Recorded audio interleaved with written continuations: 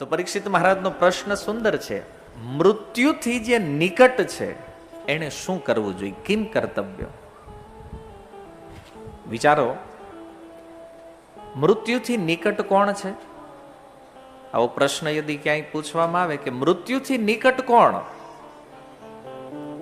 તો આપણા મનમાં જે ગઢા થઈ ગયા હોય ને પહેલા દેખાય કે હા, આવડાનો ટાઈમ થઈ ગયો જવાનો, આવડા નજીક છે.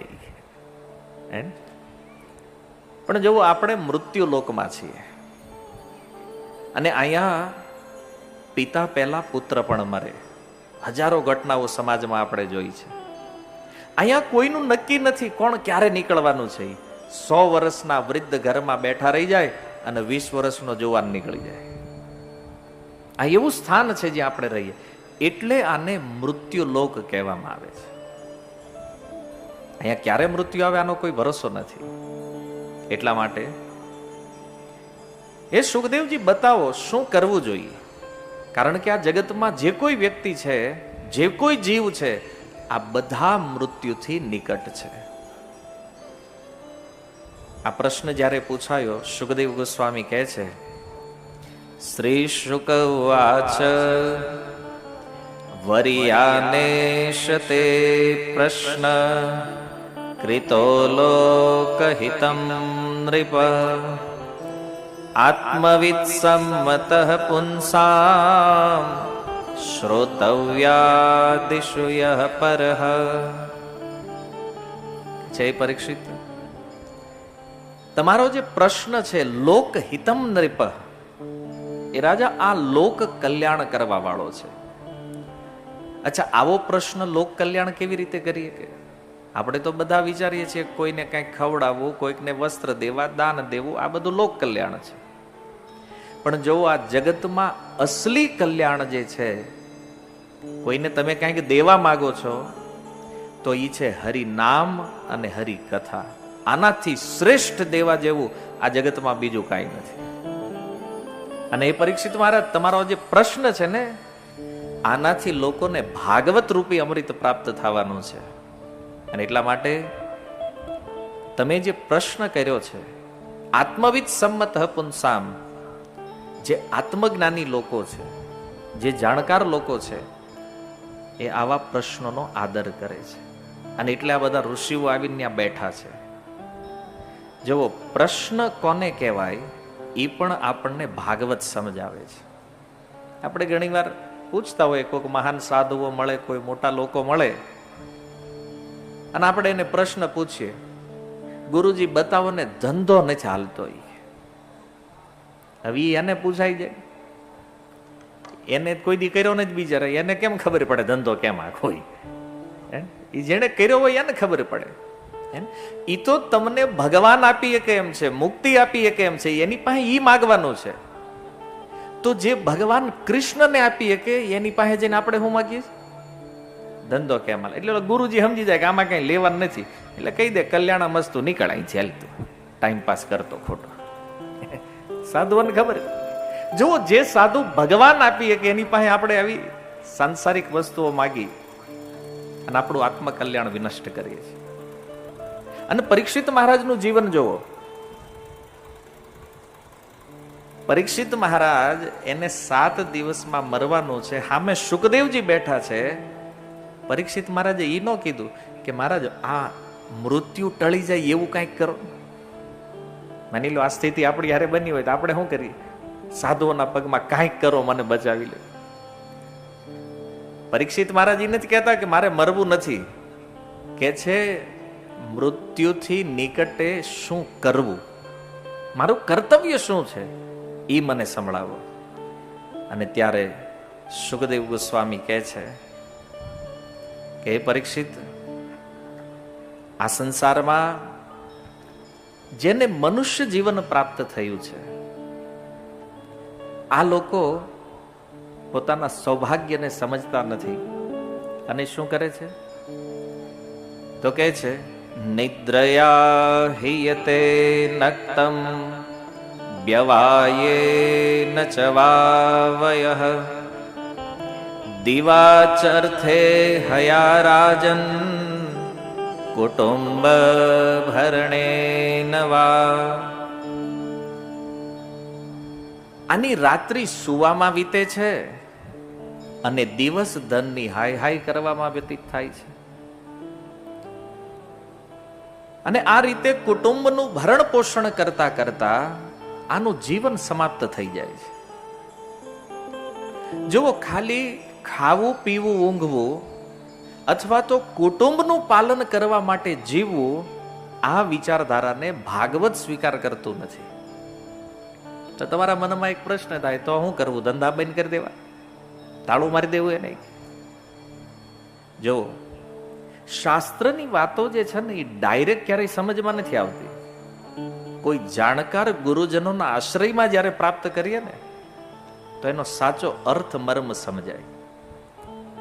તમે આખું શાસ્ત્ર વાંચો, ક્યાંય એવું નથી કીધું ધનનો ત્યાગ કરવો જોઈએ. જો ધન જીવન જીવવા માટે પણ જરૂરી છે અને ધન ધર્મ માટે પણ જરૂરી છે. તમે જો આ આયોજન થયું છે, આ કથા આટલી મોટી થઈ રહી, ત્યાં વગર પૈસે થાય? ધન જરૂરી છે, પણ ભાગવત કહે છે એમાં આસક્તિ ન હોવી જોઈએ, એટેચમેન્ટ ન હોવું જોઈએ. અને જો ધનની આટલી બધી વાતો આમ તેમ ક્યાંક આવી હોત, તો પછી અર્જુનને કે યુધિષ્ઠિર મહારાજને રાજા બનાવવા કૃષ્ણ આટલી મહેનત શું કામ કરતા હોત? એમ પરીક્ષિતને રાજા બનાવવા માટે ભગવાને આટલી લીલાઓ શા માટે કરી હોત? જો પ્રભુપાદ કહે છે ઉપયોગિતા સિદ્ધાંત છે. આ જગતમાં જે કોઈ વસ્તુ બની છે ને, આ બધાનો એક ઉપયોગ છે. અને જો એનો સહી ઉપયોગ કરો તો આત્મકલ્યાણ થાય, અને એનો દુરુપયોગ કરો તો આત્માનું હનન થાય છે. કોઈ પણ વસ્તુ જોઈ લો, જેવી રીતે ધન છે, ધન ભોગ માટે નથી, ધન લોક કલ્યાણ માટે છે. અને એટલા માટે તમે ગીતા, ભાગવત, રામાયણ, વૈદિક શાસ્ત્રો, એમાં દાનની મહિમા આવી છે કે જે ગૃહસ્થ છે એને શું કરવું જોઈએ? બોલે ધન કમાય અને કમાયેલા ધનનો અમુક હિસ્સો એને દાન કરવો જોઈએ. તો દાનની વાત આવે ત્યારે ઘણાને એમ લાગે કે બસ આ બધું માગવાનું હોય એટલે આની મહિમા ચાલુ. કે કોઈ પણ વાતને તત્વથી સમજો. ગૃહસ્થોનું કર્તવ્ય છે દાન કરવું. શું કામ? કારણ કે જે ધન કમાઈને આપણે લાવીએ છીએ એને શુદ્ધ કરવા માટે સરકારને ટેક્સ આપવો પડે છે. એમાં પ્રકૃતિમાંથી જે ધન પ્રાપ્ત કર્યું છે ને, તો એના શુદ્ધિકરણ માટે શાસ્ત્રોમાં દાનનું વિધાન છે, જેના દ્વારા આપણે આપણી કર્મ શુદ્ધિ કરીએ છીએ. ધંધો કરીએ છીએ, જે કંઈક સાચું ખોટું પાપ કરીએ છીએ થોડું ઘણું, આની શુદ્ધિ દાન દ્વારા થાય છે.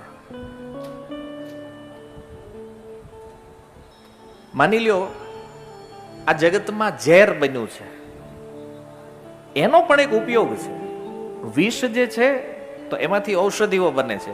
પછી કોઈક એને પીવામાં ટ્રાય કરીને આત્મહત્યામાં ટ્રાય કરી, એ વાત જુદી, એની હાટું નથી બન્યું. એની એક ઉપયોગિતા છે. ઘણા એમ કે દારૂ, હાલો એ શું કામમાં આવે? એની પણ એક ઉપયોગિતા છે, એ પણ ઔષધિમાં કામ લાગે છે. પણ લોકોએ પીવામાં ઉપયોગ કરી નાખ્યો, એ વાત જુદી છે. એ પીવા હાટું નથી બન્યું. તો જે વસ્તુની જે ઉપયોગિતા છે એમાં એનો ઉપયોગ થાય તો એ બેટર છે. પણ જો કોઈ અવળી જગ્યાએ આ વસ્તુઓનો ઉપયોગ કરશો તો એનો દંડ ભોગવવા માટે તૈયાર રહેવું પડશે. આ બધી વાતો સ્પષ્ટ છે શાસ્ત્રમાં. અને એ જે એક મૂળ આપણો બન્યો છે ને, એમ નથી માનતા, હું આમ નથી માનતો, એમાં જ પેલા બહાર નીકળો. કાંઈ પણ વાત આવે તો કે હું નથી માનતો, પણ તું છો કોણ ભાઈ? લંકાપતિ રાવણ જોતું, હું નથી માનતો એમ. પેલા યમરાજ ધોકાવી નાખશે ને, નથી માનતા નથી માનતા કરે. અહીંયાનો તમે રોડે નીકળો, રોંગ સાઈડમાં ગાડીઓ હાંકો, સામે ઓલા ટ્રાફિક પોલીસ પકડે, ઉભો રહી, રોંગ સાઈડમાં કેમ હાલે છે? ખબર નથી સંવિધાનમાં કાયદો છે લેફ્ટ સાઈડ વાહન હાંકવું જોઈએ. બોલે કે મારી મરજી, મારી ગાડી ગમે ને હાંકવું, કે તારે હું જ લે હાલે? નાન્યાન બે નાખે કે નહીં? તો એક શહેરમાં સામાન્ય પોલીસ કર્મી પણ જો તમને કાયદામાંથી ન બચાવી શકતા હોય, એનો દંડ જો તમને પ્રાપ્ત થતો હોય, તો વિચારો કે આ પ્રકૃતિના જે કાયદા એ તોડો છો તો એનો દંડ મળશે કે નહીં? પછી તમે ટ્રાફિક વાળાને એમ કહો કે મને દંડ હું કામ કર્યો ભાઈ, તો કે તે નિયમ તોડ્યો. પણ ઓલો કે નિયમ આપણને ખબર જ નહોતી, કે મને ખબર જ નહોતી કે ડાબી બાજુ ગાડી હકાય. હું તો પહેલી વાર લઈને નીકળ્યો છું. જવા દે તમને. તમે ભારતના નાગરિક છો તો ભારતનું સંવિધાન જાણવું એ તમારી ફરજ છે. તમે પોલીસ સ્ટેશનમાં, કોર્ટમાં એવું ન કહી શકો કે મને સંવિધાન ખબર જ નહોતી, આ ભૂલથી થઈ ગયું. છોડી ન દે આપણને. એમ કોઈ એમ કહી દે કે હું આ નથી માનતો, ઓલું નથી માનતો. આપણે શું માનીએ છીએ નથી માનતા એની કોઈ વેલ્યુ નથી ભાઈ. જે કાયદા છે એ કાયદાનું કામ કરે છે. દેશ હોય કે પછી પ્રકૃતિ હોય, નિયમ બધી જગ્યાએ છે. અને નિયમ તોડ્યો તો એનો દંડ ભોગવવા તૈયાર રહેવું પડે. કહેવાનો અર્થ એ છે કે સંસારમાં જે વસ્તુની જે ઉપયોગિતા છે એ અનુસાર જો એનો ઉપયોગ કરશું તો મનુષ્ય જીવન મુક્તિ બાજુ આગળ વધશે. અને જો એ વસ્તુઓના દુરુપયોગમાં લાગશું તો એનો દંડ ભોગવવો પડશે. જો આપણી પાસે ધન વધે તો શું કરવું જોઈએ? ધન આપણી પાસે વધારે હોય તો એવું કાર્ય કરો કે જ્યાંથી સમાજના લોકો આત્મજ્ઞાન બાજુ આગળ વધે. જો આ ભાગવત જેવા આયોજનો થવા જોઈએ જેના આ સમાજનું શ્રેષ્ઠ કલ્યાણ કરે એવું કાર્ય છે. ધનનો ઉપયોગ આમાં કરવો જોઈએ. કોઈ સ્વજનો, સ્નેહીઓ, પરિવાર દુખી હોય એની મદદ કરો. એને કેટલું કાર્ય છે આ ધન. પણ એ જ ધનને જો કોઈ ભોગ માટે પ્રયોગ કરશે તો પછી દંડ ભોગવવો પડશે. આ બંને વસ્તુ છે. એટલા માટે ઉપયોગિતા સમજવી જરૂરી છે. શાસ્ત્રની વાત કે એટેચમેન્ટ જ્યાં જ્યાં પણ લાગશે ને, આસક્તિ જે છે એ દુઃખનું મૂળ કારણ છે. અને એટલા માટે સુખદેવજી કહે છે કે જે લોકો આવા તત્વજ્ઞાનને જાણતા નથી, મનુષ્ય જીવનનો ઉપયોગ શું છે, આ મનુષ્ય જીવનમાં જે વસ્તુઓ આપણને પ્રાપ્ત થઈ છે એનો ઉપયોગ શું છે, આ નહીં જાણવા વાળા લોકો તો કે આનું જીવન કુટુંબ ભરણે નવા, કેવલ પરિવારનું પાલન કરતા કરતા આખી જિંદગી કાઢી નાખે. અચ્છા, એક પ્રશ્ન એને કરવામાં આવે કે આ કુટુંબનું પાલન કરવાથી મળશે શું?